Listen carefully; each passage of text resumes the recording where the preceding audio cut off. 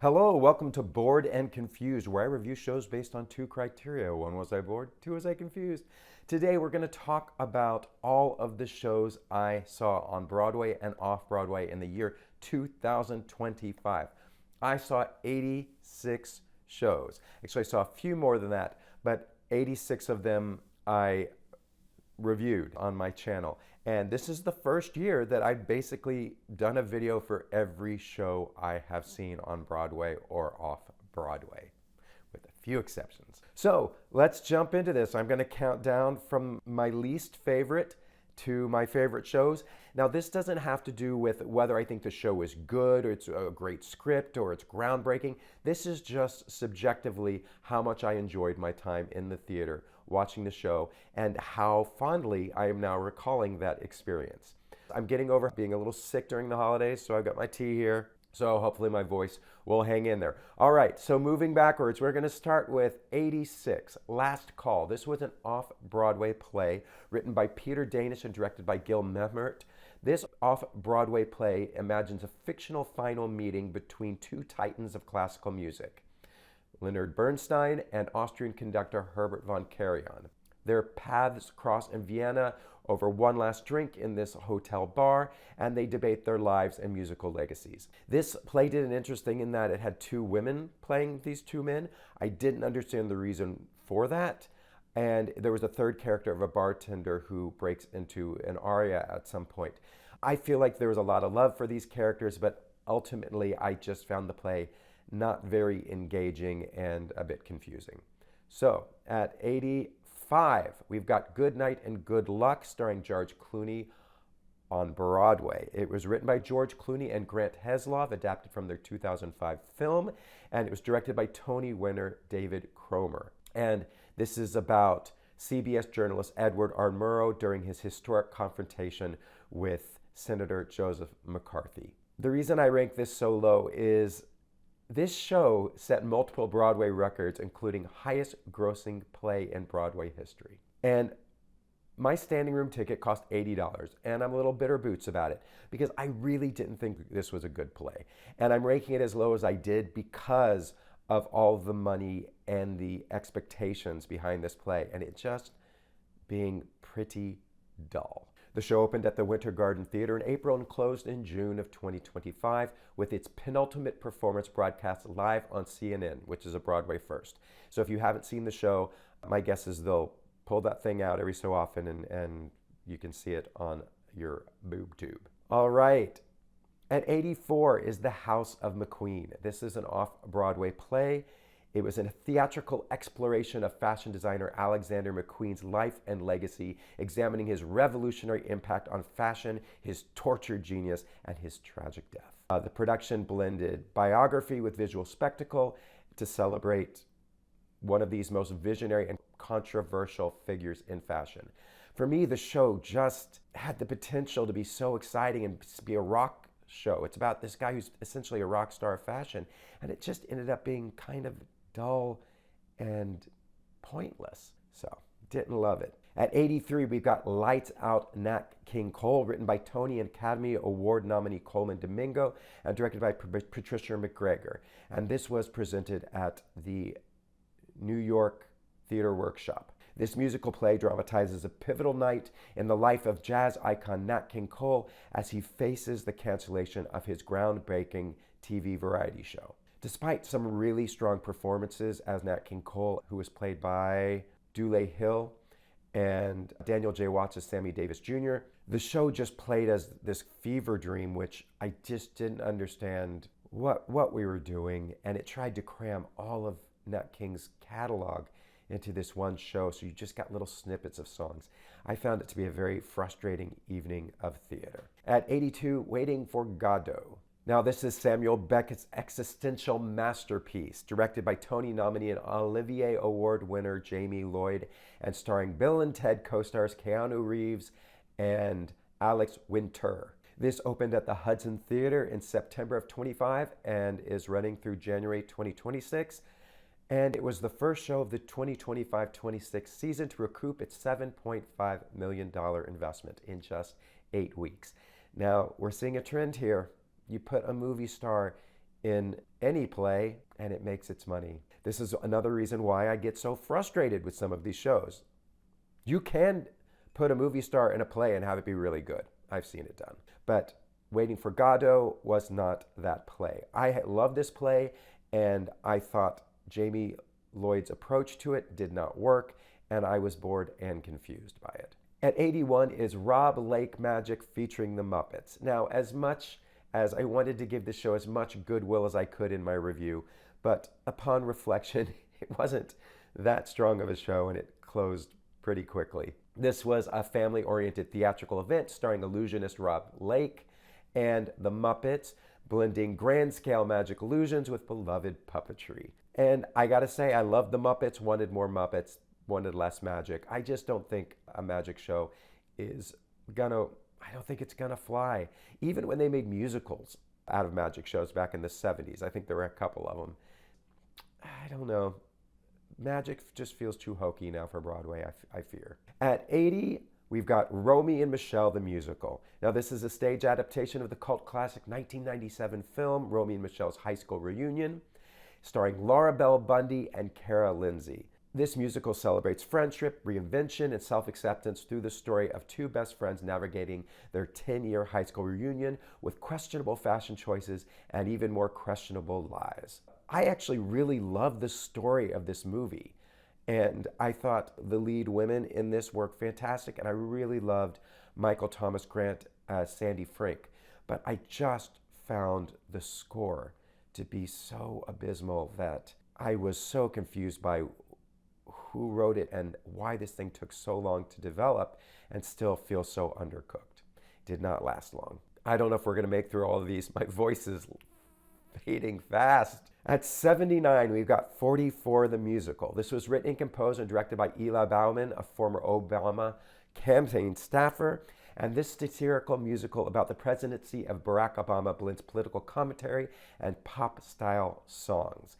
I saw this off-Broadway at the Darryl Roth Theater, and it starred T.J. Wilkins as Barack Obama, Shanice Williams as Michelle Obama, and Chad Dorek as Joe Biden. And I thought the cast for this was fantastic. I thought there was a lot of humor here. But ultimately, this was not the show for me. But many people love the silliness of the show. But to me, it felt like an extended Saturday Night Live skit that just went on and on and on, and I became bored and confused as to why we're doing this. And I feel Eli Bauman is a very talented guy, but he tried to do everything in this show. He needs to collaborate with somebody. And I know it's hard to let go of control. At 78, we have Reunions, a 2 one-act musical starring Chip Zien and Joanna Glushak. It was presented at City Center 2. And this intimate double bill explores relationship, memory, and the complex emotions that arise when people reconnect after years apart. It's based on 2 plays written around the turn of the century. And as much as I love Chip and Joanna in this, they're delightful. These stories did not feel like they needed to be musicals. And the score to me just was not that inspired. It was a little paint by number. So ultimately, I was not really that engaged in this show. At 77, we have The Seat of Our Pants, which I saw at the Public Theater. The Seat of Our Pants is a musical adaptation of Thornton Wilder's The Skin of Our Teeth. It played at the Public Theater, and it starred Tony nominees Ruthie Ann Miles, Shuler Hensley, and Michaela Diamond.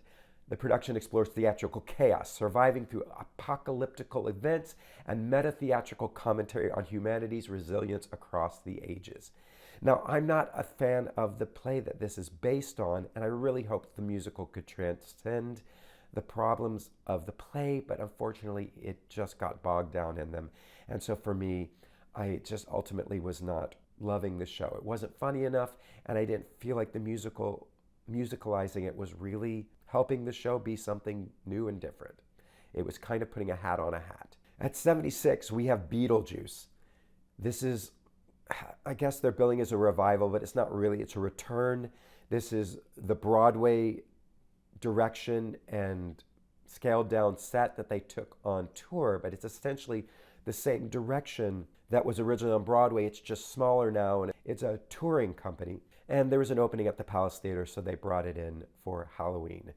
And I originally enjoyed this show when I first saw it on Broadway, but they just did not treat this thing with enough love. They did not give it an adequate preview time. The sound design was bad. I could not understand a lot of it, which for me is just destroys a show, especially one with really clever lyrics by Eddie Perfect and a troubled book by Scott Brown and Anthony King that has moments where it improves the movie, but then it's got other moments that I just found confusion, a lot of heartfelt moments that just were not deserved, and ultimately I found it boring and confusing. At 75, we have Exorcistic. Now this is a parody musical of the movie The Exorcist. And whereas it had some really hilarious laugh-out moments and a huge star turn from Emma Hunton, who's also a producer of the show, it felt like it was trying to do too much and just needed to be a parody.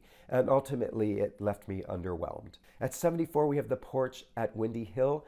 I gave this a very kind review because I just loved the performers, and they were triple threats, actors, singer, musicians, and they were putting so much heart into this show that I gave it a very soft review, even though ultimately I found that dramatically it did not have the high stakes. I found some of the dramatic moments confusing, and I did find it dull in places, but I did love the passion of these performers.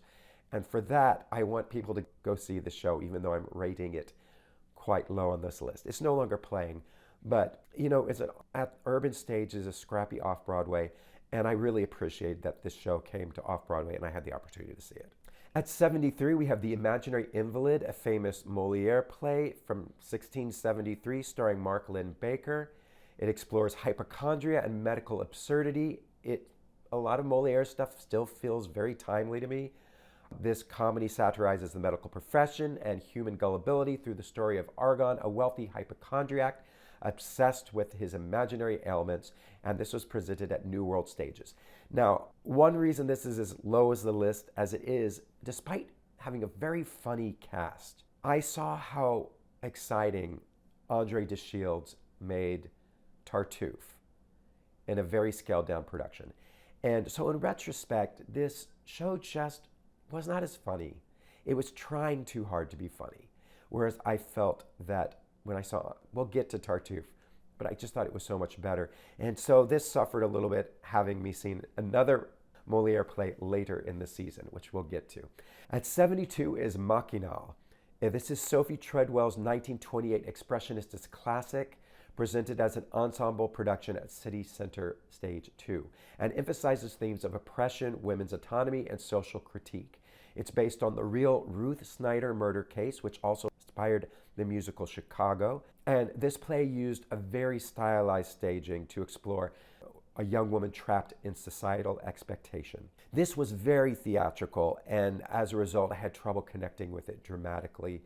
And it's a very old play, and it's melodramatic, and I just had a hard time connecting with it. But I did appreciate the verve and the ingenuity of the direction from this young theater company. At 71 is Celino v. Barnes. This is a dark comic play, just two people, and it's based on the real-life rivalry between Buffalo attorneys. This high-energy off-Broadway production played at the Asylum NYC, and the show blends absurdist humor, legal antics, and ensemble performances to dramatize one of Western New York's most notorious legal partnership feuds with sharp comedic timing.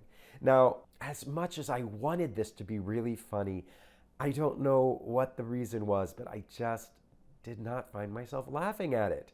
For me, again, it was trying too hard, but many people were really enjoying this show in the theater. So it may have just been me. Isn't it always just me? It's just me. So I'm sure a lot of people have enjoyed this play, and I think there's a place for it. Off-Broadway at the Asylum was a good place for it. Number 70 is The Last 5 Years. I love the score for this show. It's Jason Robert Brown's two-person musical starring Nick Jonas and Tony winner Adrienne Warren, and it tells a relationship story forward and backward simultaneously. Unfortunately, I felt the director tried to do too much with this conceit, and it just became very confusing. And I was underwhelmed by the performance of Nick Jonas in particular. And with such wonderful memories of having seen the production starring Sherry Renee Scott and Norbert Leo Butz, this this just became a very disappointing production for me. At 69 is Othello. This actually moved up in my estimation because I did go back and see it a second time, and I thought Jake Gyllenhaal's performance particularly improved over time, and some other supporting players I actually liked more, and I felt it gelled better. But still, I just thought the direction by Kenny Leon of this Shakespearean tragedy was muddled and confusing, and I just didn't feel like it helped the story, and the contemporary take on it just made it so confusing for me. I'm a little more of a purist when it comes to Shakespeare. And I just found Denzel Washington's portrayal of Othello very confusing. It was like he's playing King Lear. Yeah. Andrew Burnap as Cassio was also great. A lot of the cast was fantastic. But again, the theme that we've seen with Waiting for Godot, Good Night, Good Luck, this limited engagement at the Barrymore Theater broke Broadway records with a 2.8 million weekly gross, making it the highest grossing play in Broadway history. 68 is Sumo, which was a New York premiere play by Lisa Sanaye Dring and directed by Obie Award winner Ralph P. Pena that immerses audiences in the intense world of elite sumo wrestling. This is set in Tokyo, and I really applauded the idea of this play and the risks they took with it, and the actors really devoted themselves to this. Ultimately, I just thought it was a really difficult play to do off-Broadway because how do you find actors who look like sumo wrestlers? It's kind of an impossible task. So ultimately, it felt like this kind of story might be better as a documentary. But gosh, I really appreciated the courage to write the show. At 67, we've got Redwood, which was written and directed by Tony nominee Tina Landau with music by Kate Diaz and lyrics by Diaz and Landau.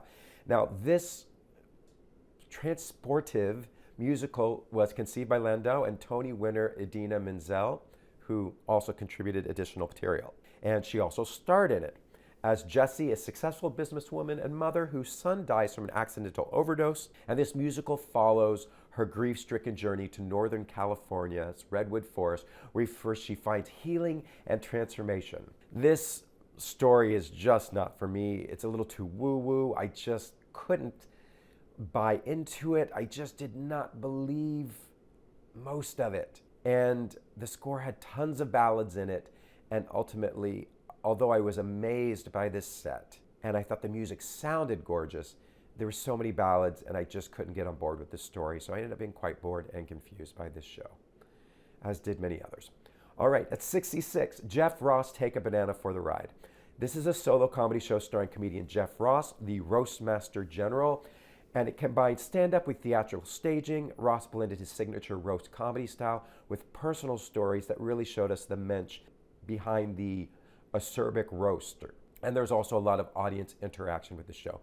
I was really happy to see this show because I love seeing one-man show. I was glad that Jeff Ross made this show happen. So I was just really happy to see it. But ultimately, it really focused a lot on sadness and death, which just made it kind of an uneven stand-up comic kind of show. And I've seen so many great ones that this one just paled in comparison. But I was so glad to have seen it. At 65, my last review, 65 is Picnic at Hanging Rock. Now we're starting to move into the more, I don't want to say I always like everything I see. I always like something. But now we're moving more into the middle ground shows. This is a stage adaptation which has a great performance by Erin Davies as the headmistress of this school.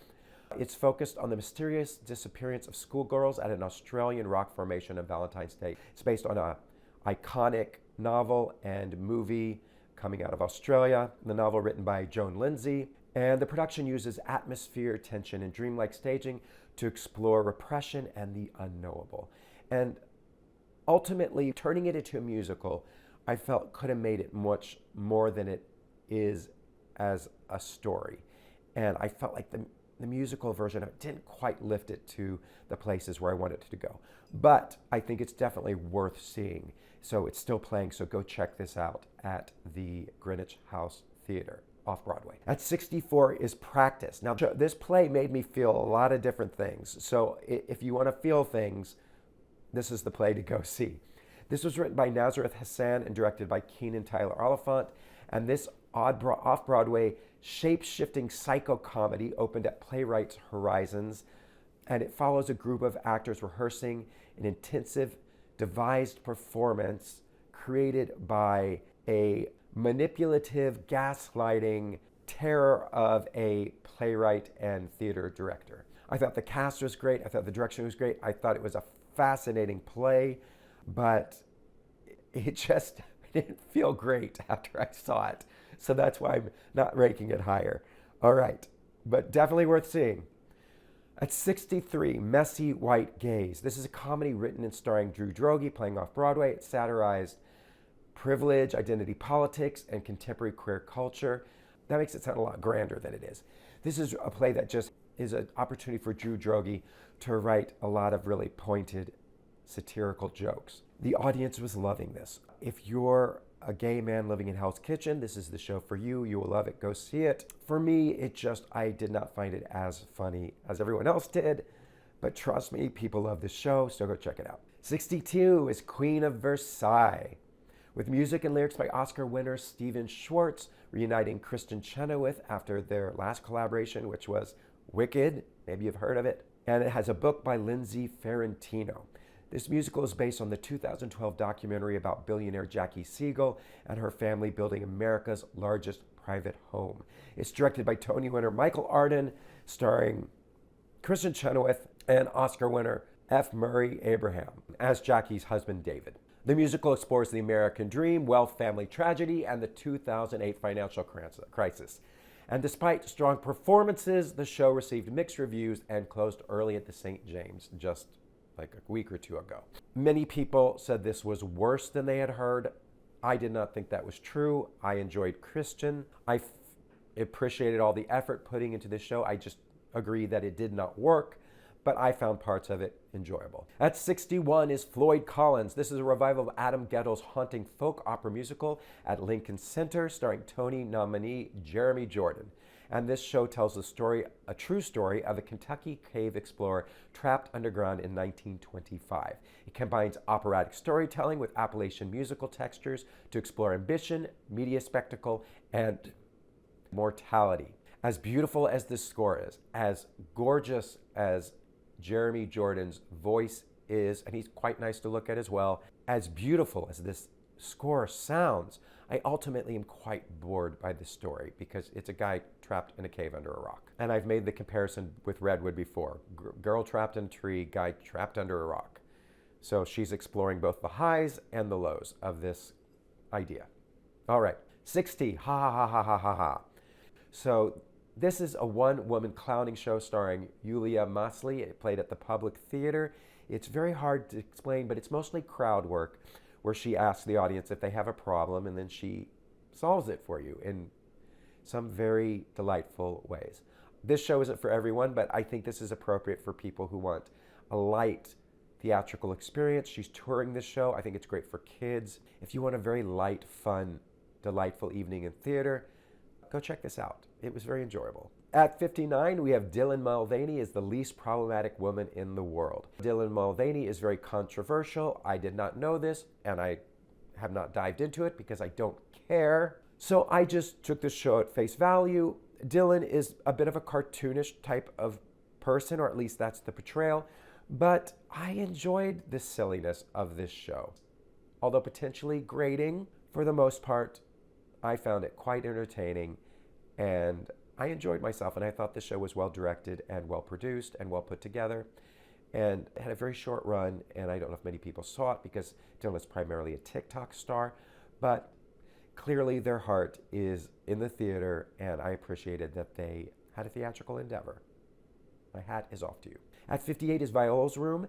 This is an unusual show because it was created by Punch Drunk, who also did Sleep No More and immersive theater. And this is a very interesting show because there's no live actors. There's a voice recording that you listen to of Helena Bonham Carter, and it tells the story of a young woman a long time ago who basically gets seduced by the devil, dances with the devil in the pale moonlight.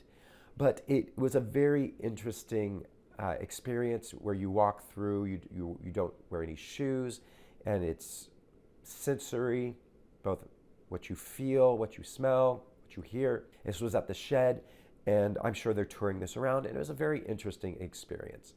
So I liked it. Number 57 is Still. This is a two-person play that starred Melissa Gilbert and Mark Moses. I don't remember a lot about it. It was about two people reuniting at a bar and later in life. But it was a ride. And I remember quite enjoying it, although a lot of it isn't stuck with me. It takes place in two settings. It starts at a bar, ends in a hotel room. But I don't remember a lot, but I enjoyed this performance. At 56, I have Ava, The Secret Conversations. It's a biographical play starring Elizabeth McGovern of Downton Abbey fame, and she plays Hollywood legend Ava Gardner. And she reflects on her tumultuous life, fame, marriage, and lasting legacy. This is essentially a two-person play, and I thought McGovern really captured the iconic wit, vulnerability, and star power in this intimate portrait. Yeah, didn't blow me away, but I really enjoyed it. As you can tell, we're right in the middle of it right now. Okay. At 55 is Mamma Mia. This is a musical I don't love, but I was really taken by the exuberant energy of this young touring cast that came back to the Winter Garden Theater because there was an opening, I guess. And unlike Beetlejuice, this is a touring production that, to me, the set looks the same as it did on Broadway. Everything played the same as when it was on Broadway. So despite not having a lot of huge Broadway names in it, I thought it succeeded as a return of Mamma Mia. So if you like Mamma Mia, this is a great return. 54 is Ginger Twinsies. This is a fast-paced parody written and directed by Kevin Zach. This is a campy send-up of the 1998 film The Parent Trap. This played at the Orpheum Theater off-Broadway. It was a limited engagement, and the audience was loving this. Now, I'm not familiar with The Parent Trap, the movies, or a lot of the references in this show. This show was very silly. It wasn't quite for me, but I'm ranking it where I am because the audience was loving it. It was high camp and very gay. 53 is The Other Americans, written by and starring John Leguizamo and directed by Tony nominee Ruben Santiago Hudson. This was a powerful new drama. It was trying to be basically a Latino version of A Death of a Salesman, which Leguizamo had high hopes for this, high goals. It's good.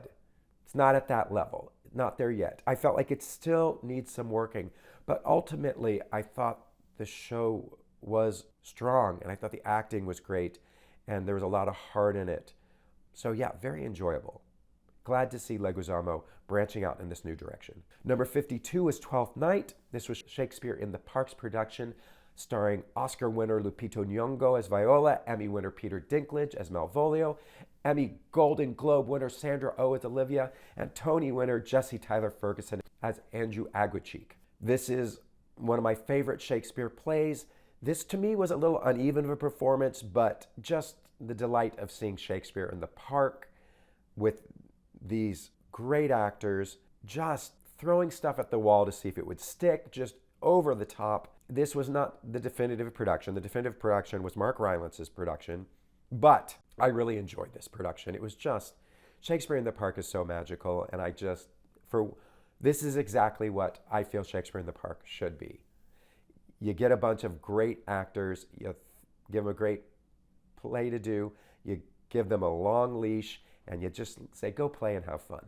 And the audience is there to play with you, and it's really great. At 51 is Duke and Roya. This is a romantic drama by Charles Randolph Wright and directed by Warren Adams. And it's a love story between Duke, an American hip-hop superstar, and Roya, a fearless Afghan interpreter. And it's set amid the dangers of war-torn Kabul. This off-Broadway production at the Lucille Lortel Theater explores cultural divide, identity, and resilience. Whereas I thought the setting of this play was fascinating, these actors were magnificent, I ultimately did not care about the romantic relationship between Duke and Roya because I felt they were so mismatched. And because of that, I struggled to really get involved in this play. But based on my ranking, we're right in the middle. It was an enjoyable play, and I thought it was impressive. So, okay, at 50, we have Joy. This was a musical about Joy Mangano, the inventor of the Miracle Mop, and it has a book by Ken Davenport and music and lyrics by Anne-Marie Milazzo. This off-Broadway production was at the Laura Pels Theater and starred Tony nominee Betsy Wolfe as Joy and featured a company of really great actors. Ultimately, I didn't feel like the show really worked, but I really enjoyed the joy of it, and I thought the actors were very funny. Overall, I just had a good time with this show, despite its shortcomings. All right, 49 is Lunar Eclipse. This is a poignant two-person play by Pulitzer Prize winner Donald Margulies. And it's about an elderly man and his wife in Kentucky. And this production reflects on their 50-year marriage, time, mortality, and shared history during an actual lunar eclipse. Ultimately, this show was pretty low-key, but seeing these two performers, Reed Birney and Lisa Emery, embody these characters made this just a very enjoyable evening of theater. But it's slow. It's very chill. At 48, we got Bo the Musical. This was conceived and written by Douglas Lyne with music co-written by Ethan D. Pakchar. This is a coming-of-age story following Ace Baker as he reconnects with his long-lost grandfather, Bo. And he rediscovers music and family. And I saw this when it was down on Christopher Street, but now it's moved off-Broadway to the Distillery at St. Luke's. So glad that Douglas is having so much success with his writing career. He's also been a successful performer on Broadway. Really great guy. Jeb Brown is now back in the show. I don't think he was in it when I saw it, probably because of Dead Outlaw. But Jeb Brown is amazing, so he's a reason to go see anything. They play live music. The direction by Josh Rhodes is incredible in the show. What I didn't like about this show is it's another gay person's coming out story, and I don't think it really shed any new light on this idea, but the show is so well done, it's very enjoyable. 47, we have Call Me Izzy, starring Emmy, Tony winner Jean Smart. This solo play blends confession with theatrical storytelling, and Smart delivers a tour de force performance in this intimate character study of an abused woman living in the Deep South. Jean Smart was amazing in this, and she was the reason to see it. And the play is pretty good. I think this will be done quite a lot regionally. Anyhow, moving on. 46, Real Women Have Curves. I really wanted this play to stay open. This is a musical adaptation of Josefina Lopez's play about Latina identity, body image, and ambition, presented at the James Earl Jones on Broadway. This show celebrates self-acceptance and challenges beauty standards while exploring family dynamics in the Latinx community. Justina Machado was really great as the hardworking mother in this play. This show suffered from, it felt like a book writer was added to try to fix a book that was having problems, and I felt like the director was unable to make this greater than the sum of its parts, which is really what it needed to be successful on Broadway. But I hope it has a future because the story is great and the message is important and very now. All right, 45 is Pirates, the Penzance musical. This was a really playful adaptation of Gilbert and Sullivan's classical operetta, The Pirates of Penzance, and it starred Tony winner David Hyde Pierce, Ramin Karimloo as the Pirate King, and drag superstar Jinx Monsoon as Ruth. What I loved about this show was David Hyde Pierce and Ramin Karimloo. I do love Jinx. I just didn't think that she was really cast correctly in the show, or I really thought she was trying to play this role too glamorously. Yeah, but we're not gonna, you can watch the review. But I'm rating this as high as I did because David Hyde Pierce was incredible in this, and so was Ramin. So just seeing them with this material was fantastic. Okay, 44, Old Friends. This was conceived by Karen McIntosh. It's a tribute to Stephen Sondheim. This lavish review featured 40 Sondheim tunes, and it starred Bernadette Peters and Lea Salonga, and not credited as a star, but in my opinion, also starring Beth Level, also Gavin Lee, Bonnie Langford, a lot of actors that are better known in London, in the West End. Ranking this one as high as I did just because it was a bunch of Sondheim songs, and let's never get tired of that, and they were well performed. 43, Glengarry Glen Ross.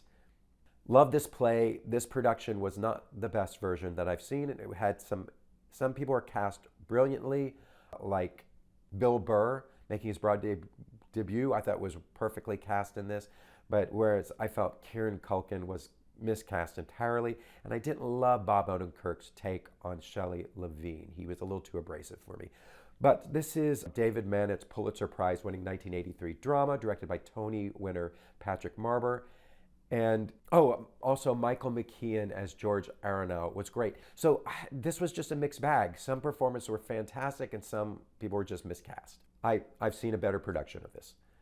At 42 is Boop, a musical adaptation of Betty Boop starring Jasmine Amy Rogers and Faith Prince, bringing the iconic 1930s cartoon character to life on stage. This show celebrates the character's jazz age origins with period music and choreography. Some period music, but it's also very contemporary as well. In retrospect, this was just a delightfully fun show, and so glad to be introduced to Jasmine Amy Rogers. But ultimately, the book to me was mess, very confusing. At 41 is Punch. This is contemporary drama that starred Will Harrison as a young man who punches this guy and accidentally kills him, and is embraced by the parents of this young man who was killed, who help him turn his life around. And the mother was played by Victoria Clark, who was wonderful in this. It explores masculinity, violence, the personal cost of aggression, toxic behavior, and its impact on families and relationships. This was a very heavy play. I thought it was brilliantly acted, a little over-directed, but ultimately it was a good night in the theater, although not, because of the subject matter, quite heavy, not something I really wanted to go back and see again. Number 40 is American, written by Chisa Hutchinson and directed by Jade King Carroll. This off-Broadway drama was set in small town Maryland, and it follows Jeff Browning, who joins a local white supremacist group to give his newborn son every advantage, only to have his plans unravel when a black journalist and his daughter ask questions about Browning's own ancestry. I thought this was a very interesting play, quite enjoyed it. I hope it continues to be developed. It felt like it was still in development, but the ideas behind this were just fascinating and the performances were great. At 39 is Katsura Sunshine's Rakugo. This is a theatrical experience centered around the traditional Japanese art of rakugo storytelling, where a solo performer sits on stage and narrates humorous tales using only minimal props and vocal characterizations. He comes to New York like once a month and does this show. It's very enjoyable. It's a very specific kind of evening, but if this sounds interesting to you, I would check it out. I really enjoyed it. At 38 is Marjorie Prime, a play that is still running on Broadway. It's written by Jordan Harrison. This sci-fi family drama stars Cynthia Nixon, Danny Burstein, and Joan Squibb, and it explores memory, artificial intelligence, and this future where we can replace our loved ones with holograms. This poignant production examines how we construct narratives about our lives and what we choose to remember and what we choose to forget. I really enjoyed this production and seeing this play for the first time. It's very timely. In fact, so timely that I don't think they need to set in the future anymore, but I really enjoyed the performances in this. Although I did struggle a little bit with how some of the science fiction aspects were handled in this production. At 37, we've got Dead Outlaw. It's got music and lyrics by David Yazbek and Eric De La Pena, and a book by Itmar Moses, and it was directed by David Cromer. This darkly hilarious musical tells the bizarre true story of bumbling bandit Elmer McCurdy, whose corpse became a traveling celebrity attraction for 66 years after his death. It starred Tony nominee Andrew Durand as Elmer with Julia Nittel and Jeb Brown. The show explores fame, failure, and legacy through bluegrass, folk, rockabilly, and pop music. And this show transferred from off-Broadway. It was critically well received at the Minetta Lane Theater and came into the Long Acre Theater in April 2025. It received 7 Tony nominations, including Best Musical, but sadly was not long for this world. This is a show that the score alone I just thought was incredible. So this was originally written to be an Audible production, so go get that Audible and listen to this show. Number 36 is Art. It's written by Yasmina Reza, translated by Christopher Hampton, and directed by Scott Ellis. This comedy stars Bobby Cannavale, James Corden, and Neil Patrick Harris as 3 longtime friends whose relationship fractures over a ridiculously expensive all-white painting. This is a very tight 100-minute production, and it questions what constitutes art, friendship, and forgiveness through minimalist staging and maximalist laughs. This is the first ever Broadway revival of this play. It's playing at the Music Box Theater through December 2025. I think it just closed. And it has movie stars in it. No, it has television stars in it. So it recouped its 6.75 million capitalization and became one of the season's hottest tickets. Now, this one I actually thought was worthwhile because I thought the actors were good in this. And I think the play, although light and feels a little bit like a sitcom, is quite enjoyable. But let's look at this. Bobby Cannavale, James Corden, Neil Patrick Harris, all theater actors, not movie stars. All right, 35, Buena Vista Social Club. This has a book by Marco Ramirez and music from the legendary Grammy-winning album. This vibrant musical is directed by Sahim Ali with choreography by Tony winner Justin Peck and Patricia Delgado. It's set across 1950s and 60s Havana, and it tells the story of 4 Cuban musicians whose lives were transformed by Castro's revolution, but whose music became immortalized in the best-selling world music album of all time. The dialogue is in English, while the songs are all performed in Spanish, and it won 5 Tony Awards, including Best Choreography, deservedly so. And it has a world-class Afro-Cuban band playing live on stage. It opened at the Gerald Schoenfeld Theater in March of 2025 and is still playing. If this kind of music excites you, go see this show. If this music does not excite you, don't go see this show. 34 is Archduke. It's written by Rajiv Joseph, and this dark historical comedy stars Patrick Page and Christine Nielsen. I think it just closed a few weeks ago. And it figures sometime around the assassination of Archduke Franz Ferdinand, and that sparked World War I. And the play blends absurdism and history to examine violence, fate, and the random events that shape world history. This is a confusing play tonally, but Patrick Page and Christine Nielsen made it worthwhile for me, and the young men in it I thought were great as well. And Then There Were No More, which played at La Mama. It's written by Tim Blake Nelson as from Brother, Where Art Thou fame and other movies in that genre, and it starred Elizabeth Marvel. And it's a dystopian play that explores a futuristic justice system that uses AI for painless executions. This was such a surprising play. It was so dark and weird and curious and interesting and performed so well by all the actors involved. This was just one of those rare La Mama moments where you go, thank God for La Mama for producing crazy plays like this. The drama follows a lawyer defending a rare murderer, examining themes of free will, technology, and authoritarianism, and it draws parallels to Kafka's In the Penal Colony. As you can tell, we're moving to the plays that I really, really enjoyed. At 32, we've got Angry Allen, written by Penelope Skinner, co-created with Don McKay, and directed by Tony winner Sam Gold. This darkly comedic one-man show stars John Krasinski as Roger, a divorced, demoted, middle-aged man who falls down the digital rabbit hole after discovering an online influencer called Angry Allen. This is a provocative exploration of toxic masculinity, the manosphere, and radicalization. And this ran at Studio Seaview, their inaugural production at the former Tony Kaiser Theater, and it ran from, I believe, May through August.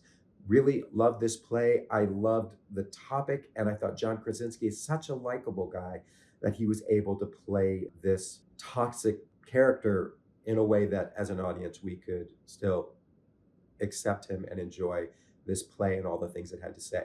At 31, Chess, with music by Benny Anderson, Bjorn Ulvaeus, and lyrics by Tim Rice, with a new book by Emmy winner Danny Strong. This first ever Broadway revival of the cult classical musical opened at the Imperial Theater in November. It's directed by Tony winner Michael Mayer, with choreography by Lorin Lotaro, and stars Tony winner Aaron Tveit as American Grandmaster Freddie Trumper, Leah Michelle as Florence Vassie, and Nicholas Christopher as Soviet champion Anatoly Sergeyevsky in a Cold War-era chess championship love triangle featuring iconic songs like One Night in Bangkok and Anthem. Despite how much I disliked the book for this show, I so enjoyed the singing and the score of the show that I'm putting it towards the top of my list as being one of the better experiences in the theater this 2025. Okay, following Chess, we have number 30, Two Strangers Carry a Cake Across New York. This is book, music, and lyrics by Jim Barn and Kit Buchan. It's directed and choreographed by Chim Jackson. This charming two-person musical stars Olivia Award winner Sam Tuddy as Dougal, a movie-obsessed British lad who arrives in NYC for his estranged father's wedding, and Christiane Pitts as Robin, the no-nonsense New Yorker and sister of the bride who picks him up from JFK. When an accident involving a wedding cake extends their journey across the city, these two 20-somethings discover an unexpected connection while navigating family rejection and their uncertain futures. The enchanting original musical opened at Broadway's Longacre Theater in November. Sam Tuddy is one of the main reasons to go see this. He's delightful in the show. The energy of the show is fantastic. For me, it shouldn't have been 2 acts. It overstayed its welcome, but a very nice evening in the theater that you should go check this out. It'll be around. At 29, Did You Eat or Pop Milking Me? Written and performed by Zoe Kim, directed by Chris Yejin, and choreographed by Iris McClown. This autobiographical solo show explores love in its many forms through the lens of a Korean American identity. There's family trauma and healing. Kim shapeshifts between characters in this movement-based piece that examines her childhood, which was shaped by parental abuse and cultural expectations, ultimately finding love and self-acceptance. It's produced by My Yi Theater Company in residence at the Public Theater Shiva Theater, and it ran from October through November. I just really love this piece. Part of it is because I have a history having lived in Korea, speaking Korean, but I love this solo show. It bordered on trauma porn, but it had a bit of hope to it, which I just found this story so engaging and so enlightening for American audiences who want to really understand what it's like to come from one of these cultures like Korea. At number 28 is the controversial Slam Frank. This was conceived by Andrew Fox, who also wrote the music and lyrics, and spoiler alert, he is a friend of mine. And this audacious satire imagines what happens when a progressive community theater company decides to transform Anne Frank's true story into an intersectional, multi-ethnic, genderqueer, decolonized, empowering Afro-Latin hip-hop musical. The provocative comedy plays at Asylum NYC. I think it actually closes today, and it examines contemporary theater culture, performative activism, and the limits of artistic adaptation. Now, if that's what all the show was about, we would be fine. But it's also about some other more divisive things, which I will not get into. For me, the show needed a little shaping, but that's what this was. It was a developmental production at the Asylum. And I feel the show can work. For who, I don't know, because it's a very specific kind of show, but I found the show very funny. And so if it was setting out to be funny, it achieved that. If it's setting out to make a political statement, I think it also achieves that. It's just the question is, how many people does it offend along the way? All right, speaking of offense, at 27, we've got another controversial show, Prince Faggot, which I can say because I think we're far enough into this video to not get demonetized. Thanks for sticking with me. This is written by Jordan Tannehill and directed by Obie Award winner Shayak Misha Chowdhury. This provocative meta-theatrical satire imagines a future where Prince George becomes a gay man and is fallen in love with a South Asian man. An ensemble of queer, trans, and non-binary performers examine power, privilege, colonization, and sexuality. This is a co-production by Playwrights Horizons and Soho Rep, and it ran at the Peter J. Sharp Theater from May through August of 2025, and then it returned to Studio Seaview for a second run that began in October and kept getting extended. So again, your core audience for this was probably gay men in Hell's Kitchen, but I think it had a larger appeal. The storytelling style to me is what made this so appealing, although there is a certain ick factor of taking a real person and guessing what their future will be, and it's not always pretty. So there was a little bit of an ick factor with this show, but at the same time, just how bold and how unusual it was. I hadn't seen anything like this. So for that, I really, really enjoyed the show. Continuing with shows that I really love, Heathers, number 26, with book, music, and lyrics by Lawrence O'Keefe, who's amazing, and Kevin Murphy, also amazing, and based on the 1988 film, amazing. This cult favorite dark comedy musical returned to New York City after some acclaimed runs in the United Kingdom. It's directed by Andy Fickman with choreography by Gary Lloyd. This is at New World Stages. It opened in June. It's still running and it's been extended through May 2026.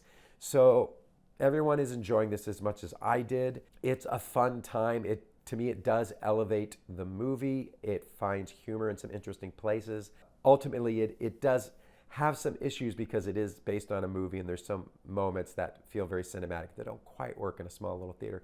But shut up, Matt. This is a good play, a good musical, enjoyable musical that I really enjoyed seeing. I had a great time at this.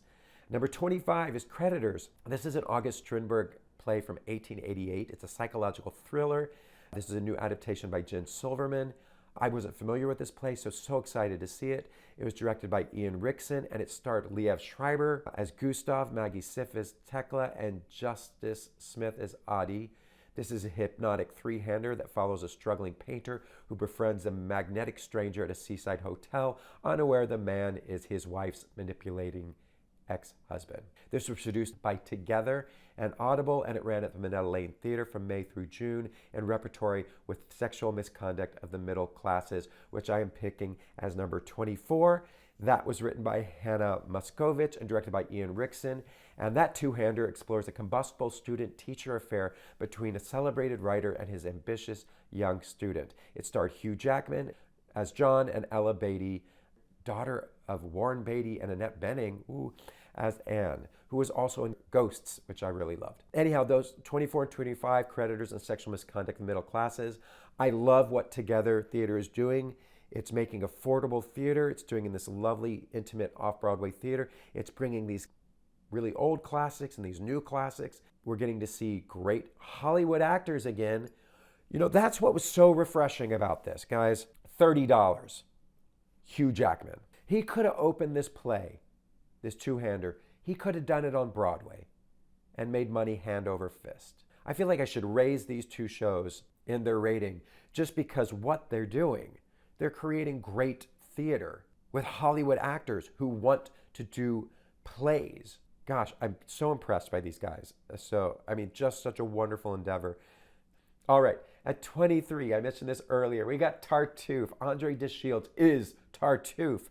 Moliere's 1664 satire about religious hypocrisy in this really great translation by Ranjit Bolt, directed by Keaton Wooden.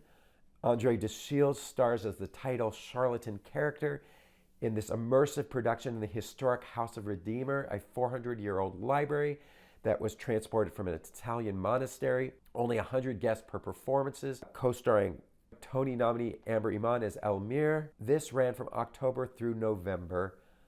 Maybe they'll bring it back because, gosh, it was good. At 22, we're getting into the really good stuff, y'all. At 22, Caroline. This was written by Preston Max Allen and directed by Tony winner David Cromer. This intimate world premiere tells the story of Maddie, a recovering addict and young mother who returns to her estranged mother's Illinois home, seeking safety for her 9-year-old trans daughter, Caroline. Starring Chloe Grace Moretz, who evidently everyone else is familiar with. I just became familiar with her. She was fantastic. This is just a 90-minute play, and it was really well directed and really well acted. I do have some minor criticisms about the play itself, but this is my neighborhood theater, which also made it higher on my list too, because just the fact that I can walk down the street and see amazing theater like this. Gosh, I love living in New York.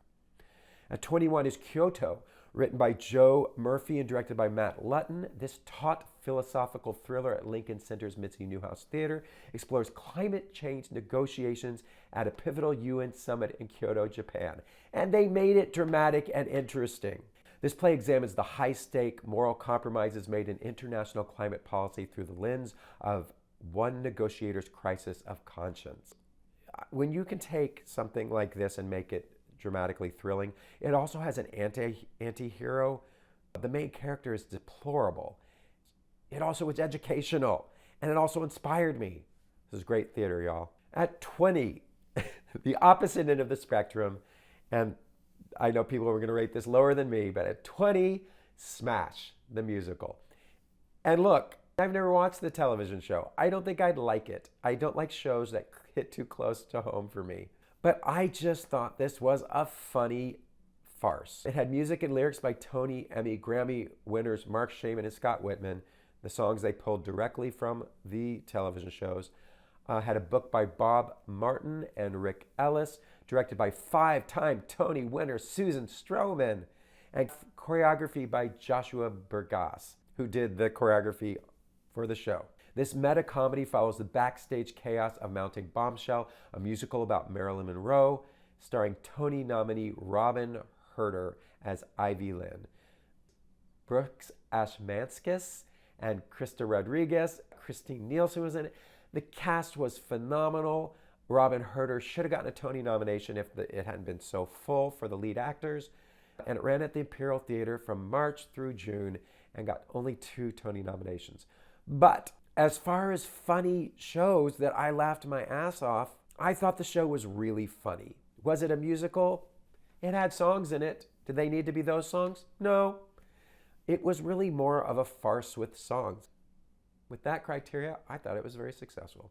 19 Ghosts, which I just mentioned, also had the Beatty girl in it. But this is Henrik Ibsen's devastating 1881 moral thriller in a new version by Mark O'Rao and directed by Tony winner Jack O'Brien. It starred Lily Rabe as widow Helena Alving and Tony winner Billy Crudup as Pastor Manders, with Hamish Linklater as Engstrand, cast against type, but he's married to Lily, so hey, they do shows together.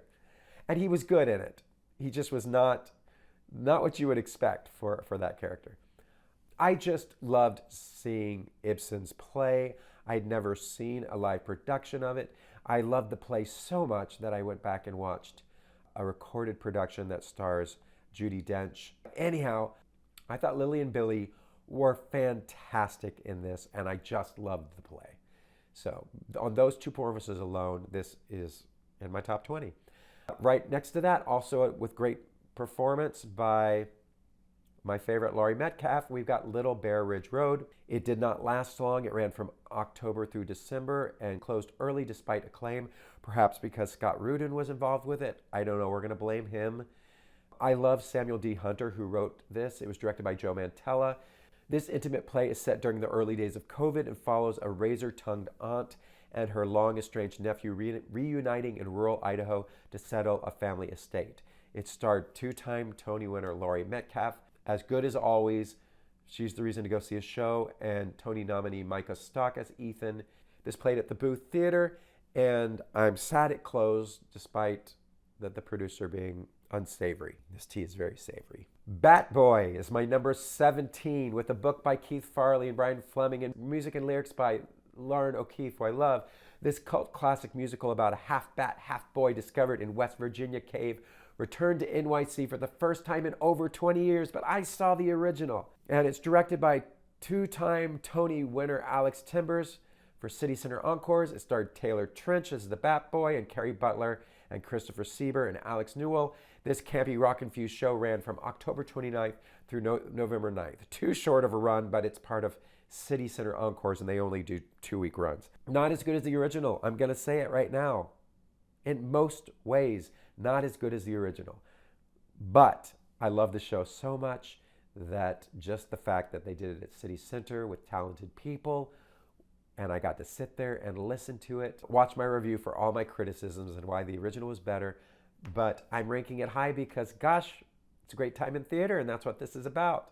All right, we're on the home stretch. Let's see if The Voice can make it. 16, Oedipus, adapted and directed by Robert Ick from Sophocles' epic tragedy. This Olivier Award-winning political thriller transforms the ancient Greek myth into a contemporary election night drama. Stars Mark Strong as Oedipus and Tony and Olivier winner Leslie Manville as Jocasta. Leslie has this heartbreaking monologue in the middle of the show that goes on for a long time, but it's so mesmerizing.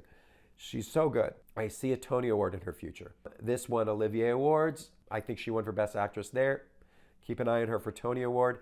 It opened at Studio 54 in October and plays through early 2026. Go check out this old.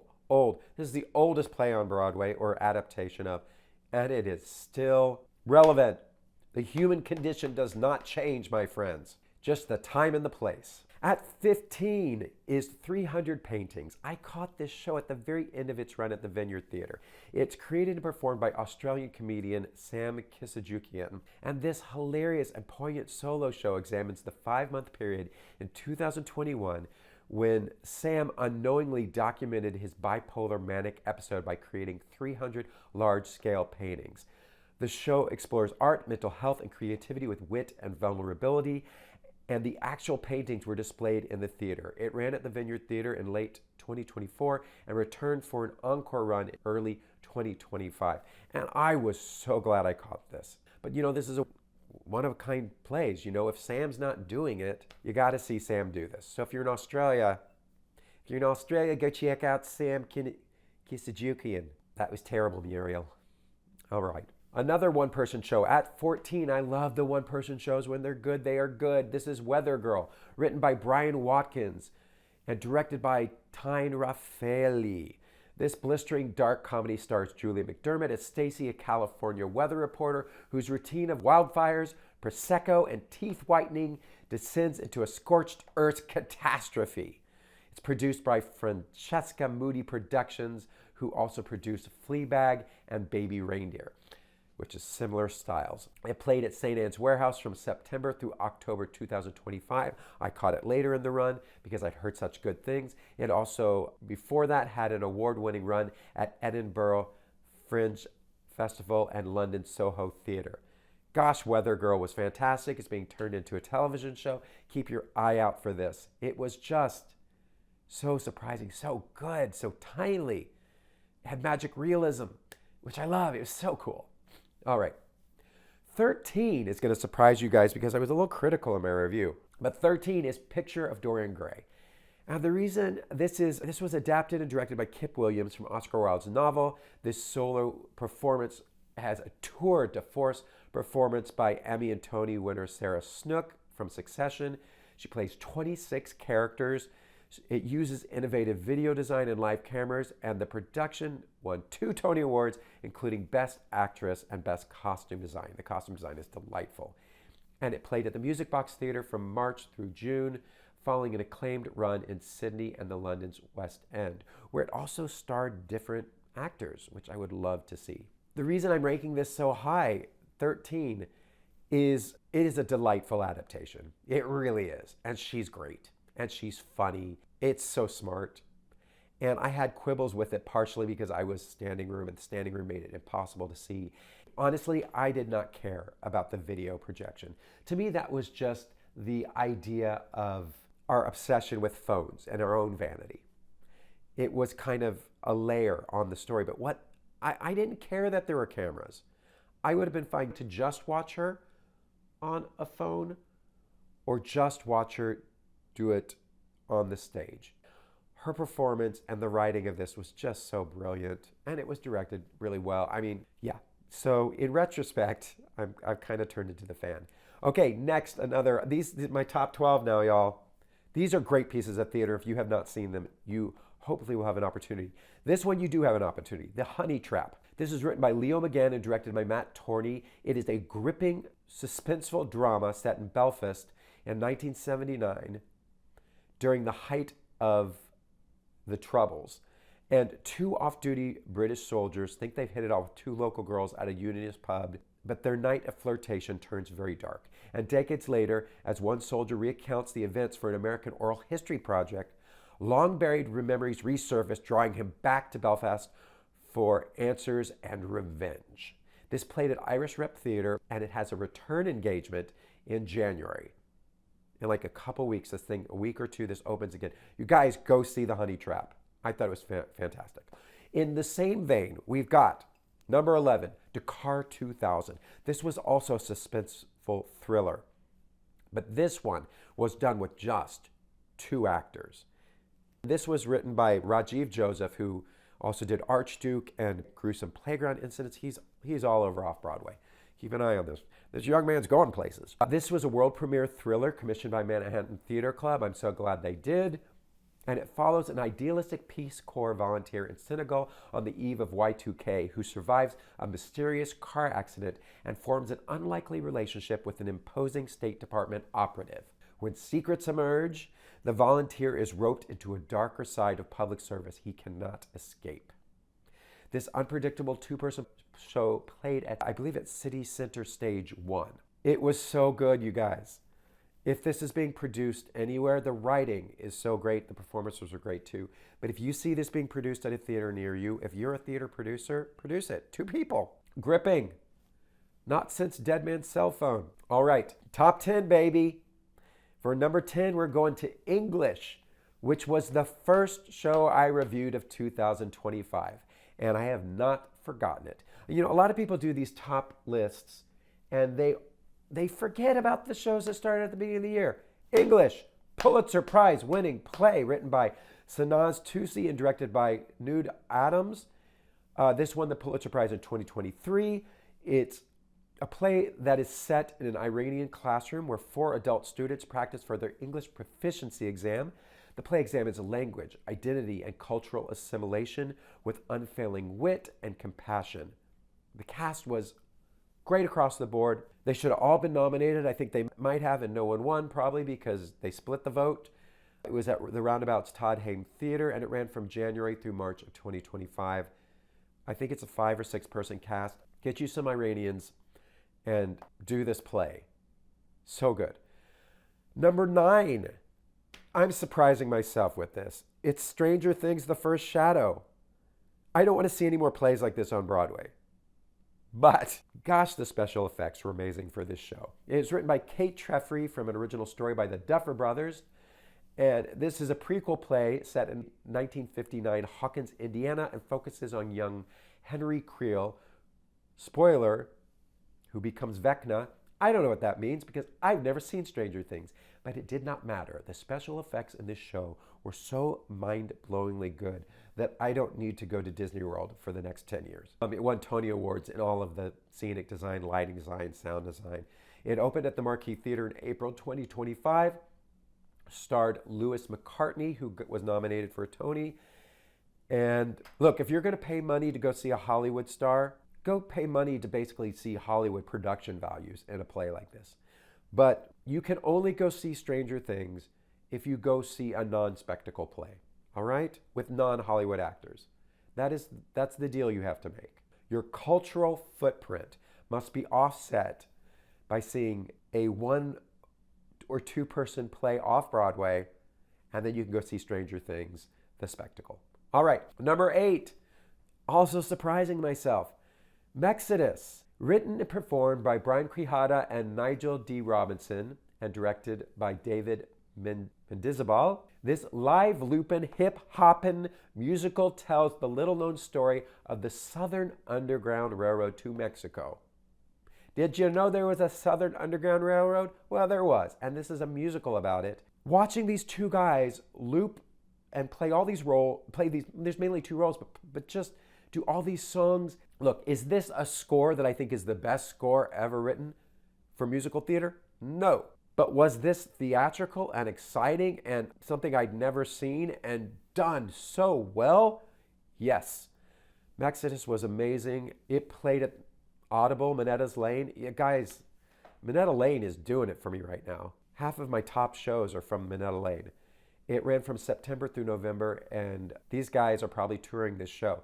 Keep an eye out. Go check out Mexodus. Number 8. And right next to it, number 7 is Ragtime. The people called it Ragtime, baby. Okay, I was really critical in my review, but let's be honest. The score for Ragtime, sung by Casey Levy, Joshua Henry as Coalhouse, and Brandon Uranovitz as Tata, and the entire cast. The orchestra sounded amazing. My only, I wish there were more singers. I wish it was as big as the original, but it's still pretty big. It's not, the last revival was a scaled down version, and this is kind of a middle version, but with voices like this, it's all right. So this revival of the 1996 musical with a book by Terrence McNally and a score by Lynn Ahrens and Stephen Flaherty was directed by Lyre DeBessonnet, which is her first production at Lincoln Center Theater's artistic director. She basically did this at City Center. She was like, I'm going to just remount that. It's based on E.L. Doctorow's novel, and it follows 3 families pursuing the American dream at the dawn of the 20th century. Look, if you like big operatic adjacent but contemporary musical theater singing, Contemporary yet also feels like it's in the 1920s. I mean, I love the score for this. Stephen Flaherty did such great work. Lynn Ahrens as well. Terrence McNeely.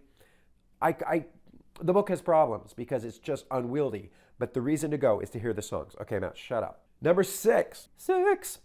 Meet the Cartosians is a satirical new play by Talene Monahan with an ensemble cast including Andrea Martin, Will Brill, and a bunch of other really great actors. And it examines wealth, image making, and family mythology. The off-Broadway production leaned into a dark comedy and social critique, exploring how families construct their own narratives and the absurdities of maintaining appearance among the elite. Heavy underline the absurdities. This play it's emotional, it's funny. It's funny when it's emotional. And it's making such a good point about race and how ridiculous this all is. It's also commenting on pop culture. My only qualm was just I didn't love the way the last scene worked. But go check out Meet the Cartosians. It was excellent. I don't think it's still running, but I think it got a lot of critical acclaim and they should be bringing it back places. Number 5 is Purpose, written by Brandon Jacob Jenkins and directed by Felicia Rashad. Brandon Jacob Jenkins, who brought us Appropriate the prior season and also won Tony Awards for that. This family drama follows the politically prominent Black Jasper family forced to reckon with faith, identity, and the echoes of Black radicalism while their youngest son returns home with an unexpected guest played by Kara Young, who was amazing. It got the 2025 Tony Award for Best Play. It got the Pulitzer Prize for Drama in 2025. Had an amazing cast. It opened at the Helen Hayes Theater in March 2025 for a limited run and was extended and wasn't extended. This is a wonderful play. It should be being done all over the nation. Great play. Check it out. Home stretch, y'all. And number 4 is Operation Mincemeat. I think this has just grown in my mind as being greater than maybe it is, but I saw it in London years ago. I saw it on Broadway. I just love it. The more I think about it, the more I just like it. It's written and composed by UK comedy group Spitlip, who also perform in it. This Olivier Award-winning musical comedy tells the true World War II story of a British deception operation involving a corpse with fake invasion plans. The original West End cast transferred to the Broadway's Golden Theater. It opened in March 2025. It won the Tony Award for Best Featured Actor in a Musical for Jack Malone.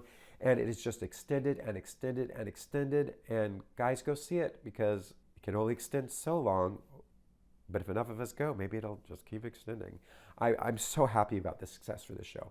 Okay, number 3. A musical actually is in my top 3. How unusual.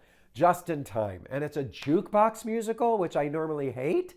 What? This is a jukebox musical about singer Bobby Darin, written by Warren Leight and Isaac Oliver, and directed by Tony winner Alex Timbers, who has like 4 shows on Broadway right now. It stars Tony winner Jonathan Groff, fresh off of his Merrily We Roll Along success. And the show transforms Circle in the Square into an intimate nightclub featuring hits like Mac the Knife, Beyond the Sea, Splish Splash. And it opened in April 2025. It continues to run and extend, or maybe it's an open run. I don't know what they're going to do when Jonathan Groff doesn't want to do this show anymore. Hopefully they'll find someone just as charismatic. Good luck.